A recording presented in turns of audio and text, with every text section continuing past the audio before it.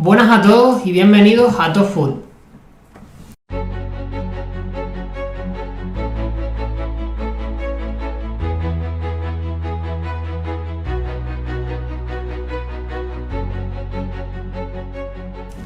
Bueno, hoy seguimos hablando de las Eurocopas, como no, con Damián Enríquez. Aquí estamos. Y con Miguel Requena. Muy buenas. Y hoy vamos a traer un contenido más retro, no hablando de la edición 2021 de la Eurocopa, y vamos a hablar de equipos históricos o historias interesantes de las Eurocopas. Sí, así es. Vamos a ver los equipos que hemos seleccionado porque no lo sabemos, ¿No? pero yo creo que puede estar bastante curioso y algo diferente, ¿no?, a la actualidad. Si quieren, empiezo yo. Vamos, dale. Yo no empiezo con un campeón, Ojo. no empiezo con un equipo que quede en el recuerdo de todo el mundo, digamos, por su forma de jugar, pero sí por lo que consiguió y por cómo lo hizo. Hablo de Turquía 2008. Ojito. Una selección, bueno, si les digo nombres, Arda Turan, Nihat, que jugó en España, en el Villarreal y la Real Sociedad. Pero la historia de Turquía es de remontadas y de victorias agónicas en los últimos minutos. De hecho, ya para clasificarse a la Euro, quedó segunda en un grupo en el que tenía a Grecia, Noruega, Bosnia, Moldavia, Hungría y Malta. Pero quedó segunda, jugándosela en la última jornada, ganó 1-0. Y si perdía o empataba, Noruega le quitaba el puesto. O sea que estuvo hasta la última jornada para clasificarse. Y una vez dentro, sufrieron mucho en la fase de grupos. De hecho, ellos debutan contra Portugal y pierden 2-0. Que por aquel entonces era la vigente subcampeona de Europa, sí, ¿no? En su país, que precisamente Grecia, que se había clasificado con su grupo, le había arrebatado esa Eurocopa a Portugal. Y pierde 2-0 con goles de Pepe, ya estaba por ese entonces, y Raúl Meireles. Ey, buena cresta. Sí, sí. Y después van al partido contra Suiza, teniendo que ganar, porque en este entonces eran 16 equipos, era más difícil clasificarse a la Eurocopa, y pasaron los dos primeros del grupo. No había posibilidad de, quedando tercera, pasar a cuartos como ahora. Ahora, ¿qué pasa ahora hay todo el mundo? octavos, claro, exacto. Ahora hace popular Finlandia con... Ahora la fase de grupo es un trámite. Sí, Para quitar a lo más malo nada más. hay un filtro más pequeño ahora que en ese entonces. Y jugaba contra Suiza, que venía de perder contra la República Checa 0-1, y ganó 1-2, pero empezó perdiendo. Se adelantó Suiza con gol de Yakin en el 32, y después Şentürk en el 57 y Arda Turan en el minuto 90 le dieron la victoria a Turquía. Un Arda Turan que el primer partido no lo pudo jugar porque era baja, y ahora veremos durante todo el transcurso cómo las bajas fue algo que estuvo presente en toda la Eurocopa de Turquía. Ya lo veremos, sobre todo en las semifinales, porque tenía muchísimas bajas. De hecho, tenía un dato por aquí, que tan solo 3 jugadores jugaron digamos, ¿cuántos eran? Los 5 partidos de la Eurocopa como titulares.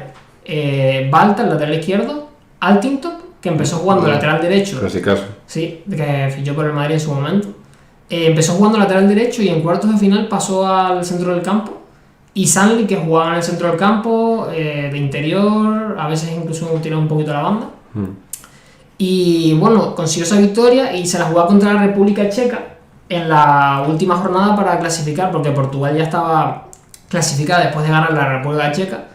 Ambas la habían ganado a Suiza, habían perdido con Portugal. Y se había puesto 0-2 la República Checa. Goles de Kohler, y este es un clásico, Plasil. Y en el minuto 75 iba 2-0 el partido con la República Checa. Marca Arda Turan en el 75, un golazo que va desde la derecha, recorta, y me acuerdo que fue un gol muy recordado en su momento. Y Nihat hace un doblete en el 87 y en el 89. Joder. Ojito. El empate no le valía por los resultados que había cosechado, porque ellos habían, creo que metido... bueno, no estoy seguro si les valía o no, porque tenían los mismos goles, pero creo que habían metido más goles República Checa. O sea, hubiera habido ahí un poco de lío, y al final con esa victoria clasificó a cuartos de final. En cuartos de final le tocó con Croacia, fueron a la prórroga, y en las prórrogas se adelantó Croacia en el 119 con gol de Klasnic. un partido ya que prácticamente lo tienes perdido porque queda Sí. un minuto.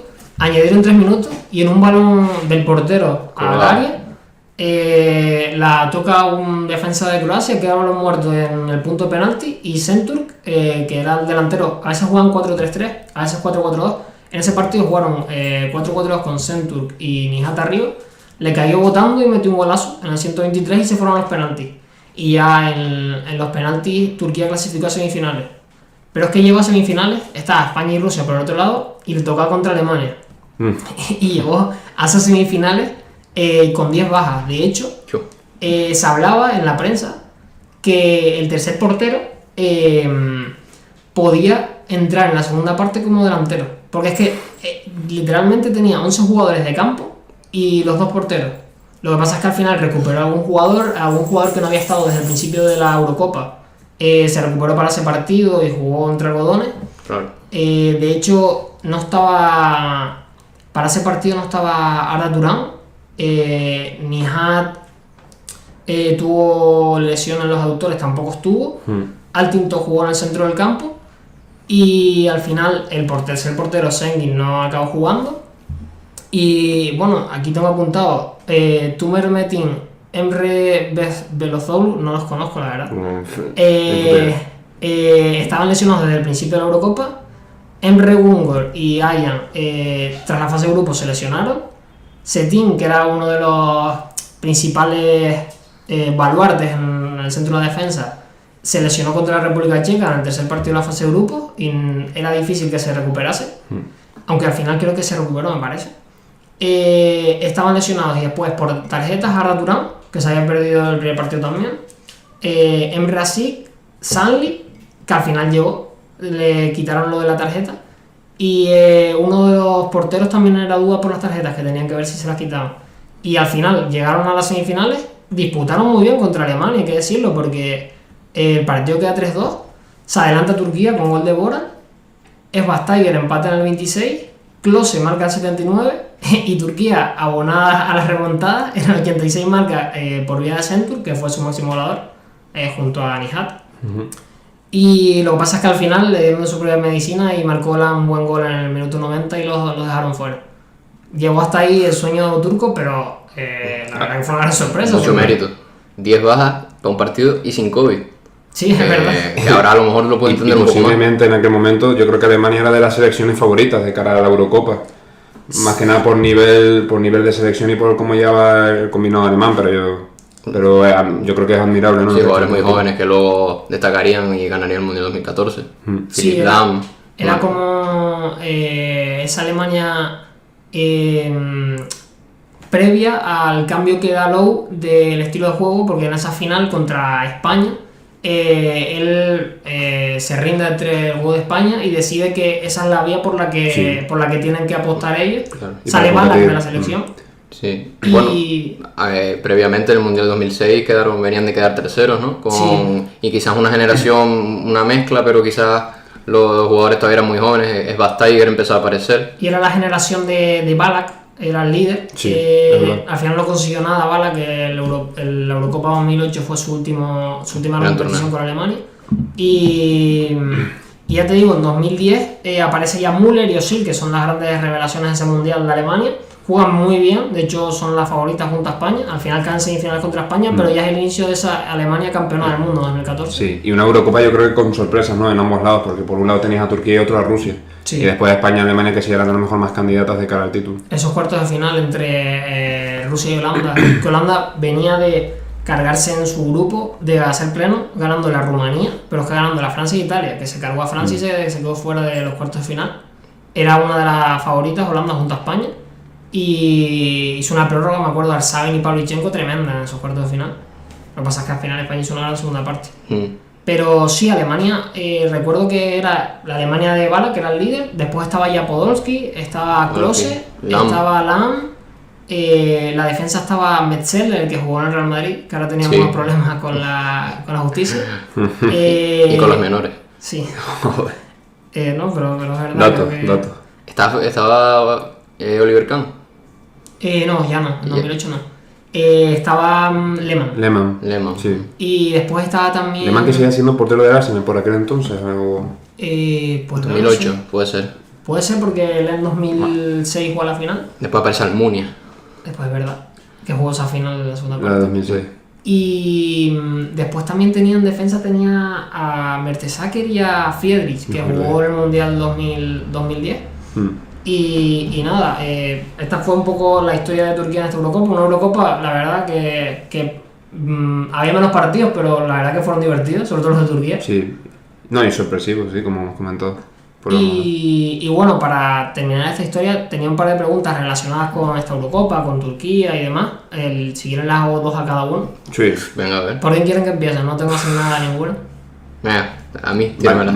Variante. Bueno, ya comentamos antes que Huntington había tenido una breve etapa en el Real Madrid, que lo fichan en 2011 para la segunda temporada de Mourinho al frente del Real Madrid. Pero ¿de qué equipo procedía Huntington? Considero que es nivel medio, no es tampoco súper difícil, pero puede haber confusión. ¿Te doy 4 opciones o...? Vale, dámela. Galatasaray, Schalke 04, Bayern de Múnich o Fenerbahce. Me suena mucho, me suena un montón el Galatasaray y el Bayern. A mí, Porque me da que jugó en los dos equipos, pero a lo mejor en diferentes etapas. Y...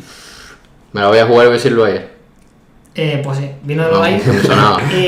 Jugó, menos en el Fenerbahce, jugó en los otros tres. ¿El Schalke también? Sí, jugó en el Schalke hasta la 2007, creo, 2008. Previo. En el Bayern jugó hasta la 2011, lo fichó el Madrid y del Madrid fue al Galatasaray. O sea que Claro, tenías sí, razón vale, en que jugó en ambos y acertaste la del Bayern de Múnich.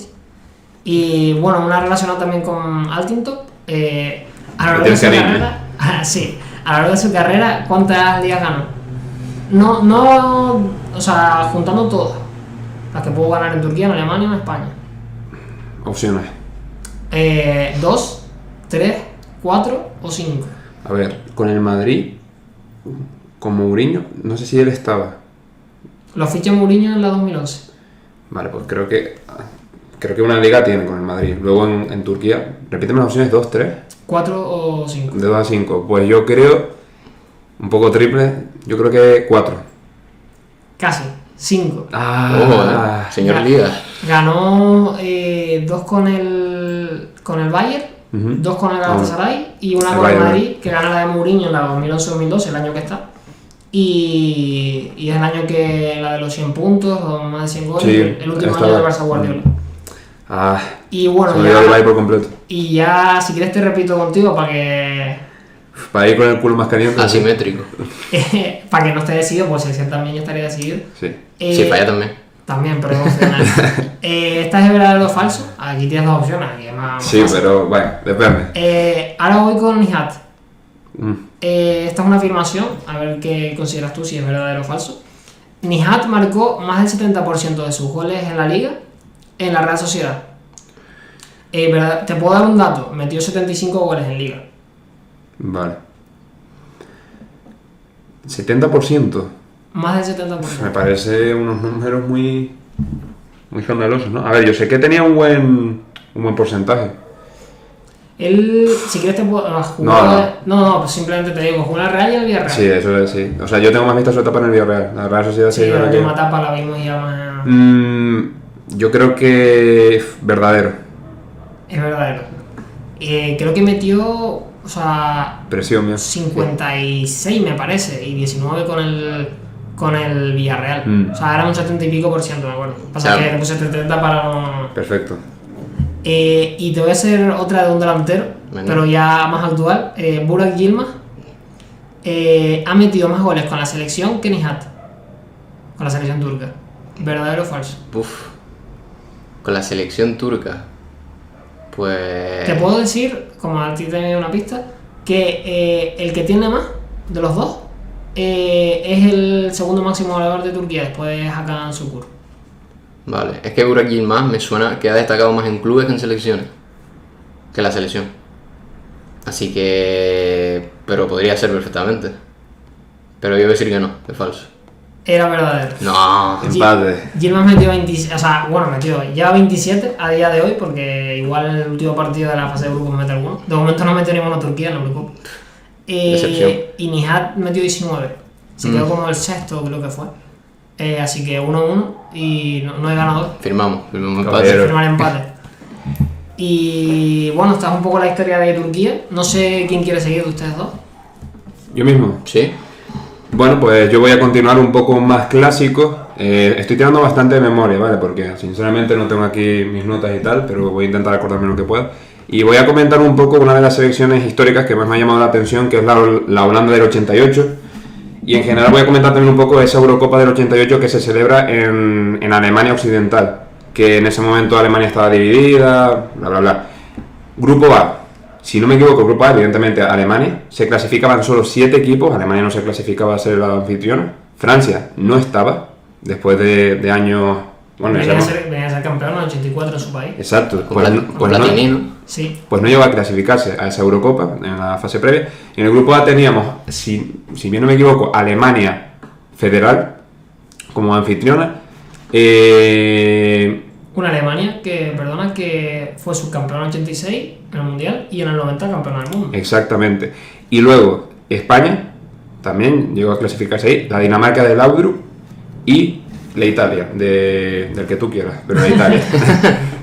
Y La clásica Italia, aquí, siempre está. aquí solo hemos informado de Holanda. Así Y luego es. el grupo B, que ojito, tenemos a la Unión Soviética, sería el último año de la Unión Soviética ya como un país, porque Sí. después en otras competiciones, y esto lo miré, recibía el nombre como de Estados Independientes, ¿sabes? Sí. Estados Independientes no sé qué más, pero ya era la disolución ya para la siguiente edición de la Y después Eurocopa. aparecen todas las... Una selección histórica y campeona también Sí. de la competición, que jugó la final también, recordamos, contra España, Que la perdió. que ganó la selección española. España. Exactamente. Pues estaba la Unión Soviética, que yo creo que por aquel entonces junto con Holanda eran los favoritos, y también Inglaterra y la sorprendente Irlanda. Irlanda también llevaba ahí a una Eurocopa pues muy difusa, ¿no? Para algunos, porque faltaban selecciones de la talla de Francia, está Dinamarca sorpresivamente también junto a Irlanda. España también resultaba un poco sorpresivo, pero Sí. sobre todo por las plazas, ¿no? Pero bueno. En el 84 España, de hecho, queda subcampeona contra Francia y pierde 2-0 en la final, pero clasifica con el 2-1 a Malta, o sea, está casi fuera de la Eurocopa. Esa Euro fue la del 2-1 Malta, la con la Sí, la del clasificó. 84. Ah, para clasificar a la del 84. Sí, fue la del 2-1 y después Vale. llega a la final, gana semifinales en penalti y la final la pierde 2-0 en Francia. Y ojo al combinado neerlandés porque, para empezar, empezamos fuerte, entrenador Rinus Michel. Un Ojo. clásico, uno de Uno los de los mejores considerados- entrenadores de la historia, sí, Sí. considerado. Yo creo que un top 3, ahí se puede discutir. Y jugadores de la talla de Ronald Koeman, un jovencillo Ronald Koeman, jugando, bueno, yo creo que ya liderando esa saga defensiva. Y también en el medio campo, esa parejita, Gullit Rijkaard. Vaya dos. Ha Qué pelo. nombrado a 3 de los pocos holandeses que han sido campeones de Europa con su selección y con su club. Exactamente. Y en punta, sin duda, uno de los mejores delanteros de la historia. Y es que se me brillan los ojos cuando hablo de este jugador. Y máximo goleador del torneo, Marco Van Basten. Un golazo que metió, mítico.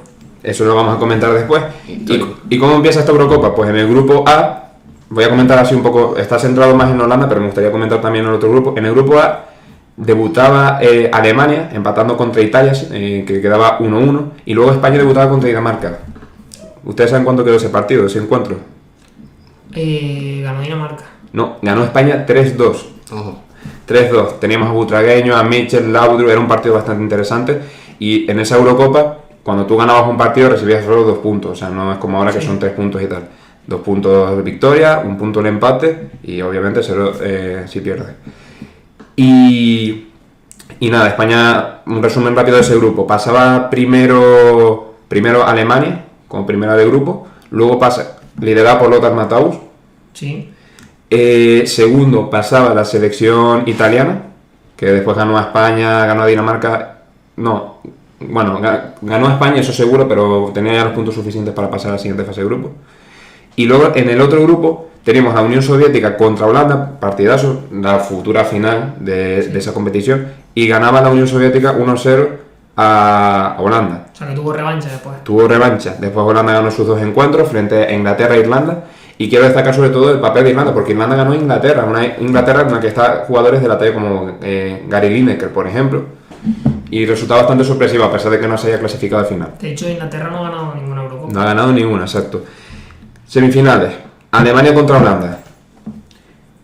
Partido de penalti. Empieza con un penalti de pitado a favor de los alemanes, de Mataus. Luego un penalti a favor de los holandeses. ¿Quién cree ustedes quién marcó ese penalti? Marco Van Basten. Ronald Koeman. Bueno, claro.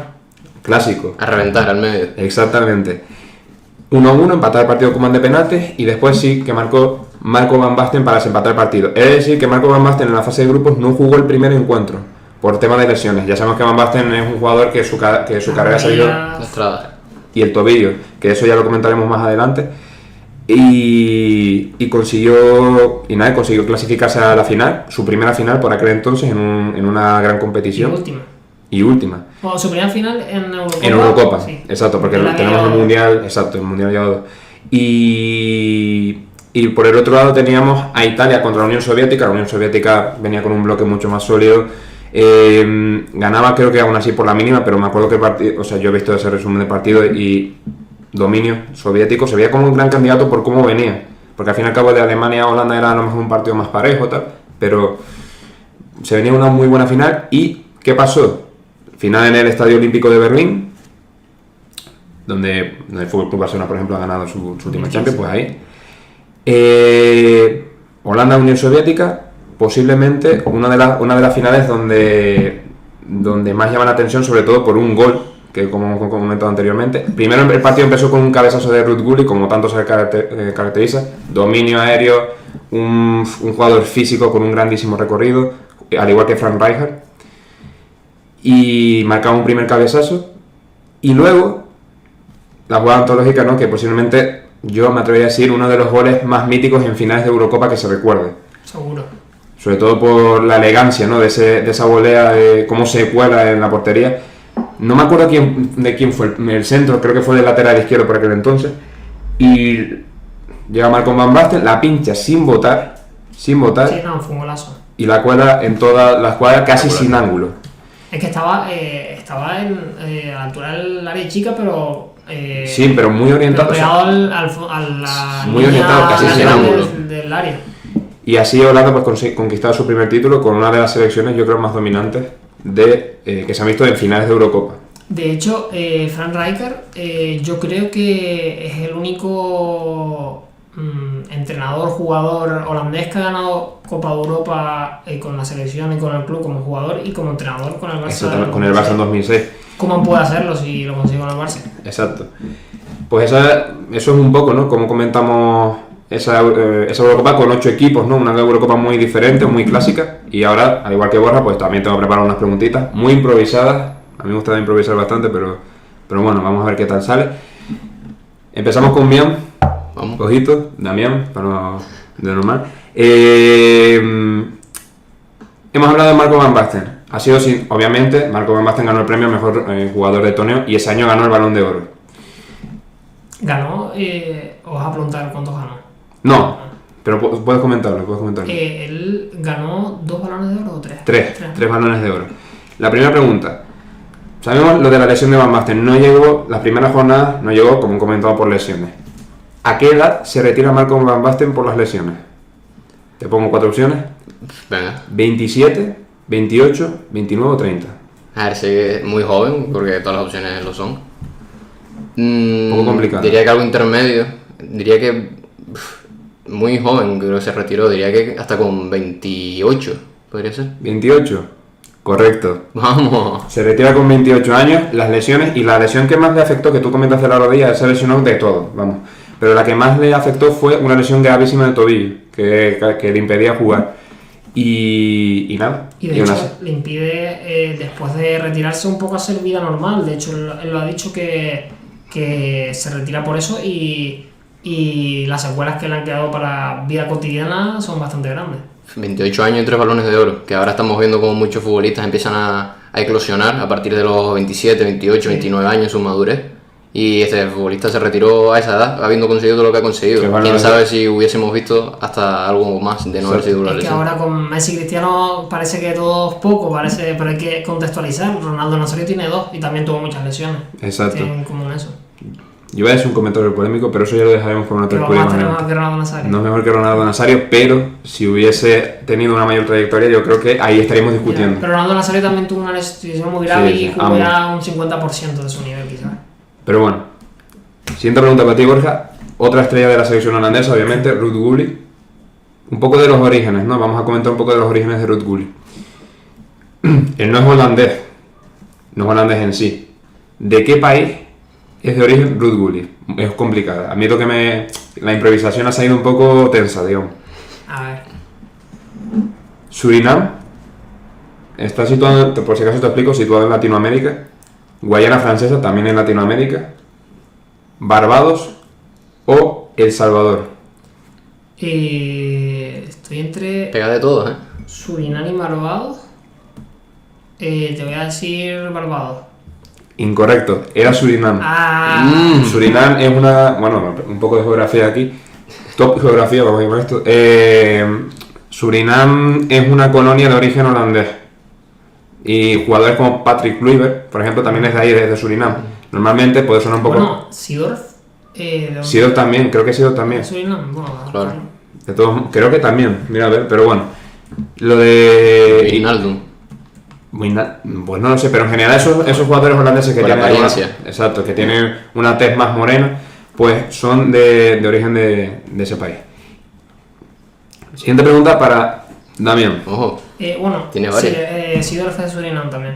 Vale, O sea que no acerté, pero me dio este punto extra. felicidades. Digamos, un aplauso al público. Sí, sí. El entrenador... España, ¿no? Participaba en esa Eurocopa, en el grupo A, compuesto por Alemania Federal, Italia, Dinamarca, ¿no? ¿Quién? Esto no va con Holanda, pero en general quería comentar también un poco de esta Eurocopa. ¿Quién era el seleccionador español por aquel entonces? Tiene Bueno, opciones. te voy a hacer una pregunta, te voy a hacer mejor un tema de afirmación, aquí cambiamos un poquito. Te voy a hacer una afirmación, sí, un verdadero y falso igual que Borja. ¿Era Miguel Muñoz el seleccionador de España? Esto es una afirmación. Ah. ¿Verdadero o falso? A ver, venía de entrenar en el 88, estamos hablando, ¿no? Efectivamente. De las míticas Copas de Europa la sexta, creo que entrenó con el Real Madrid, ¿no? Así que yo voy a decir que sí, que era Miguel Muñoz. Pues lo siento, Borja, pero Damián ha ganado. Vamos, Ha ahí ganado. estamos. Es correcto, sí. El cambio me favoreció, las cosas como son. Miguel El cambio Muñoz. de la pregunta. Miguel Muñoz era seleccionado por aquel entonces. España no iba con muchas expectativas a la selección española, pero dejó un buen partido contra Dinamarca, bastante entretenido, pero... Veterano ya, Miguel Muñoz. Exactamente. Ya el punto del honor. El punto del honor que, sinceramente, no sé qué preguntarte, pero Si quieres lo dejamos. ¿cuántas copas? No, lo tengo. ¿Cuántas copas de Europa ¿Sí? ganó Marco Van Basten con el Milan? Eh, Puedes responder directamente. Vale. Yo creo que ese Milan gana con Saki gana 2 y con Capello gana 1. Yo creo que ganan los dos de Saki. Efectivamente, esas dos copas 89 y 90. de Europa Y de... te digo los rivales incluso. Venga, pedilo. Al Steaua y al Benfica. Es que, de verdad. Enciclopedia. Un honor, pero no tienes puntos extra, lo siento, así que ganador, Damián, felicidades, Damián. Bien jugado, Borja. Oye, Buena partida. y el datazo de Sido te doy El te doy 1,5, en plan 1,5 a 2, perfecto. El dato. Y nada, ahora va. Pues nada, pues yo vengo a hablaros de aquí De mi libro. Luna de Plutón. No, de una selección ya más reciente. Hablamos de República Checa 2004. Vamos a ver. Del estilo de la de Turquía 2008, un poco. Sí, un poco ahí. Underdog. Exacto, tapadilla. Pues bueno, pero si les nombro un poco el 11 y la columna vertebral del equipo, seguro que todos la conocemos. La columna vertebral, los importantes de este equipo era en portería Peter Cech, muy joven, con 22 años, empezaba a despuntar. Y vemos que luego fue a posteriori el portero del torneo, el mejor portero de la Eurocopa 2004. Para mí un portero muy infravalorado a nivel histórico. Sí, la verdad que Fue campeón de Europa con el Chelsea. yo creo que mayor rendimiento que reconocimiento. Exacto. Después en defensa tenemos a un conocido de la Liga Española, así yo creo que todos lo recordarán, Ufalosi, pues. Tomás Ufaluzzi. Estaba en 2008 también. Tomás Ufaluzzi, 26 años tenía en ese entonces. ¿Y jugaba en qué equipo jugaba? A ver si... En la Serie A jugaba Ah, en ese entonces. A ver, Era Lazio. ¿la Lazio tú dices? Me metido un triple, no sé. Más o menos a ese nivel. Udinese. No, de la Fiorentina. Oh, De la Fiorentina. preparado, ni breve. Y después en el centro del campo, ¿qué vamos a decir? Tenemos hacia Rosicky. Miguel de... un Thomas Rosicky muy joven, del Borussia Dortmund, 22 años. Bueno, 23 años. Y si a Miguel le brillan los ojos con Marco Van Basten, a mí me brillan con Pavel Nedved.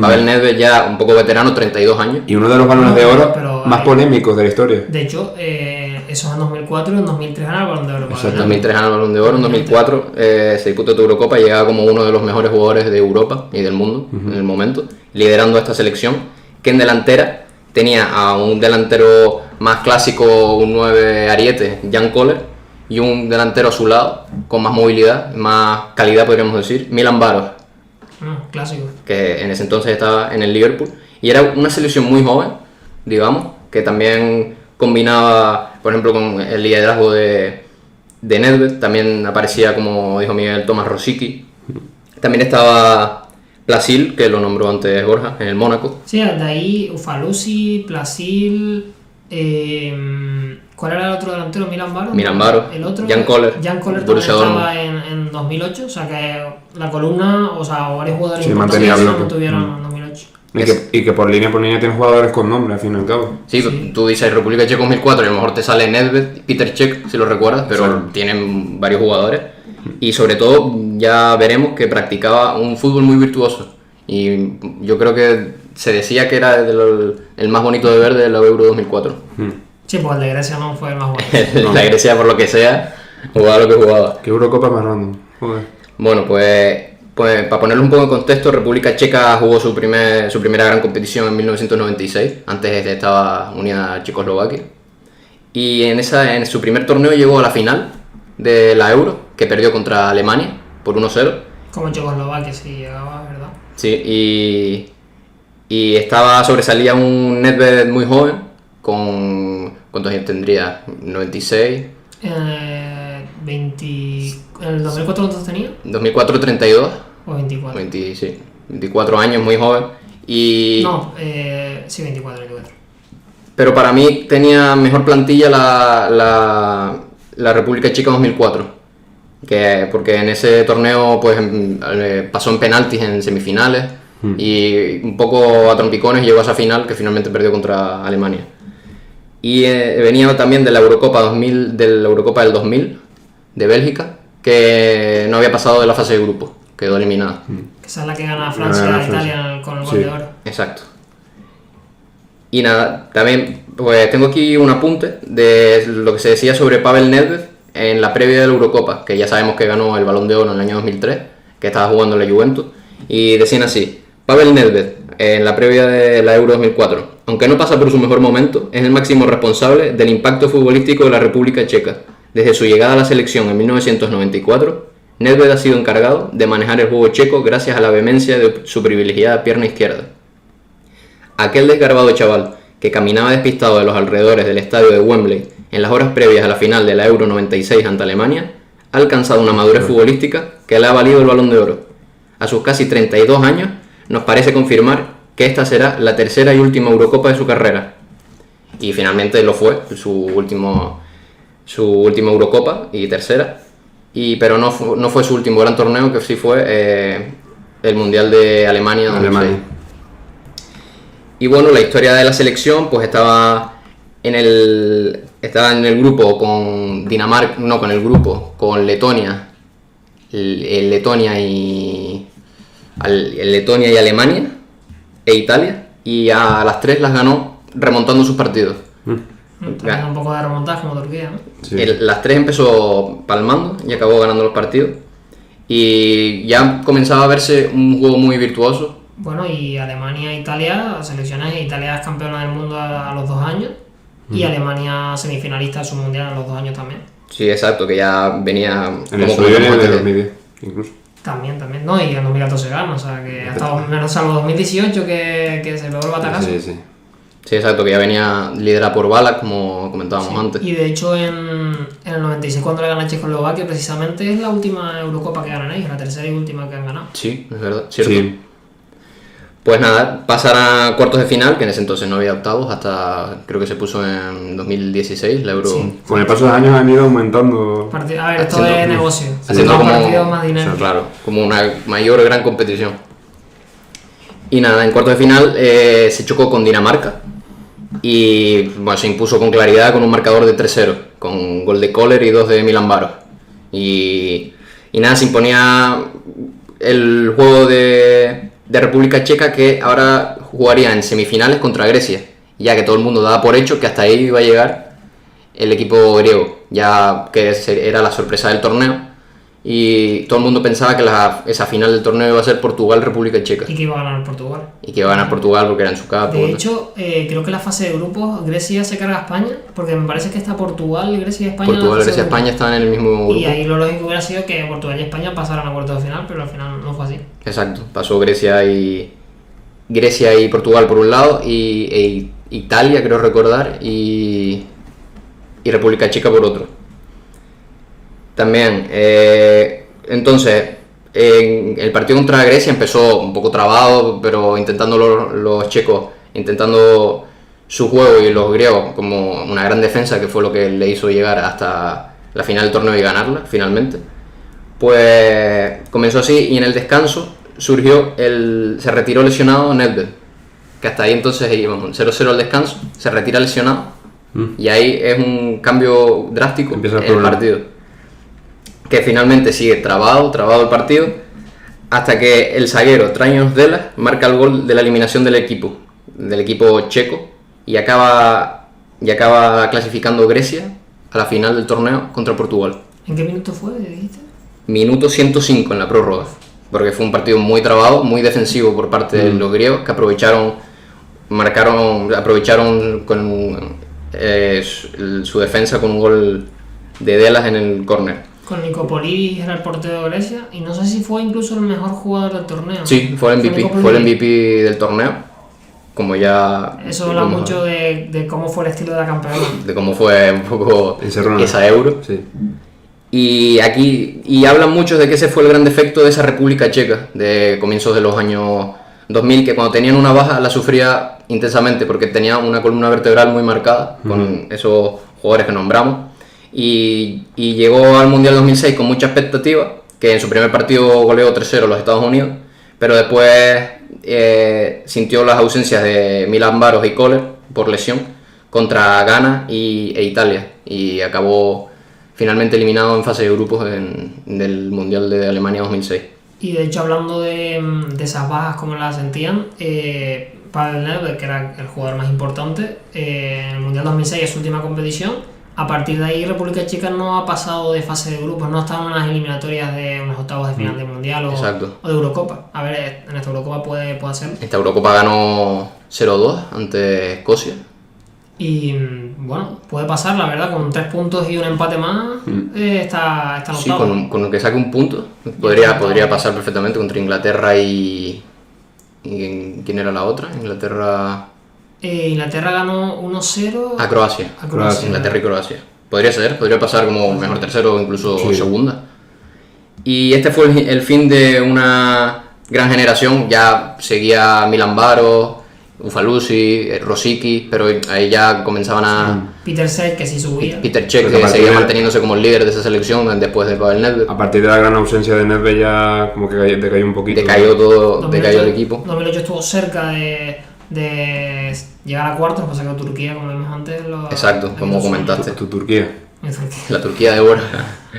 Y bueno, ese fue el fin de esa generación y de Pavel Nedved con la selección, que se esperaba llegar a la final, y fue de los equipos que más enamoró a los aficionados de esa Eurocopa, a diferencia de Grecia, que no enamoró tanto.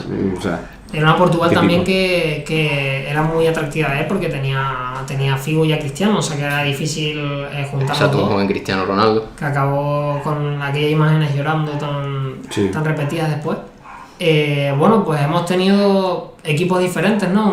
Un clásico. Variado, sí. Un A ver, clásico ustedes como optaron más por equipos de este siglo. Yo me metí más un poco más en la historia. Pero tú fuiste a caballo ganador. Yo fui al caballo ganador, eso sí. Exacto. Lo admito. Para nada más como dato, en el 11 ideal estuvieron 3 jugadores del 11 de República Checa, que eran Peter Cech, Milan Baros, delantero, que fue el máximo goleador del torneo con 5 goles por encima de Van Nistelrooy, y Pavel Nedved, que todo apuntaba a que iba a ser también el MVP del torneo, si no hubiese tenía esa lesión e eliminación. Bueno, yo no lo comenté, pero de todo es sabido por nuestros seguidores que en 2008 el máximo goleador fue Torres, España ganó la Eurocopa, eso, bueno, yo creo que sobra decirlo, ¿no?